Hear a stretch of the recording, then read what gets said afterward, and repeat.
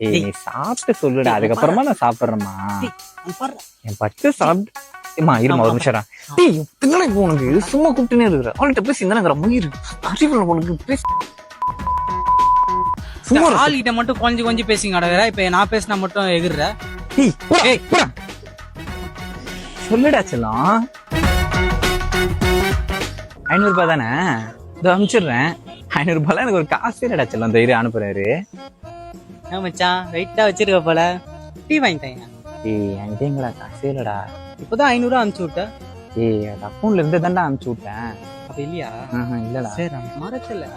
Hello, 500 ரூபாய் பத்தலையா? இன்னும் 200 ரூபாய் வேணுமா? சரி சரிம்மா இரு அனுப்புறேன். 200 ரூபாய் அனுப்புறேன். காசே இல்லைன்னா அர்ஜென்ட்ரா, கொஞ்சம் வெளியே போண்டா, வாடா வண்டி ஏறா. எங்கடா போனோம்? ஏய் 10 கிலோமீட்டர் வரையும் போண்டா, வண்டி ஏறா.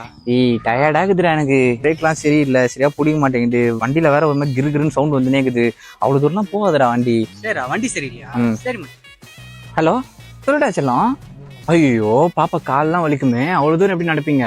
சரி சரி சார் நான் வந்துடுறேன். எங்க கிளம்பிட்ட? போன்ல யார் அக்கா பசங்களா? அக்கா பசங்க இல்ல மச்சான், ஆளு பஸ் ஸ்டாண்ட்ல இருந்து அவ வீட்டுக்கு 200 மீட்டர்டா. அவ்வளவு தூரம் அவன் எப்படி நடப்பா? நான் போயிட்டு அவளை போய் கேட்கும் போது மட்டும் டயர்டா இருக்கு மச்சான். சொன்னா கேளு. சரியில்லை வேணாடா டேய்.